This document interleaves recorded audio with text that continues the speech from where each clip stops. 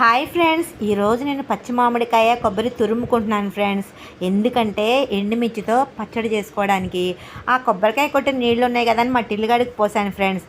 వాడు అవి తాకకుండా మా మమ్మీ ఏదో హడావుడి చేస్తుందని చెప్పి నన్నే చూస్తూ కూర్చున్నాడు ఫ్రెండ్స్. ఇంకా స్పైసీ మనకు తగ్గట్టుగా వేసుకుని దాంట్లో కొంచెం మెంతులు ఆవాలు కూడా వేసి వేయించుకుంటున్నాను ఫ్రెండ్స్. అలా వేయడం వల్ల అసలు టేస్ట్ అయితే చాలా బాగుంటుంది, ఫ్లేవర్ కూడా చాలా బాగుంటుంది ఫ్రెండ్స్. ఇది రోట్లో చేస్తే ఇంకా యమ్మీగా ఉంటుంది ఫ్రెండ్స్.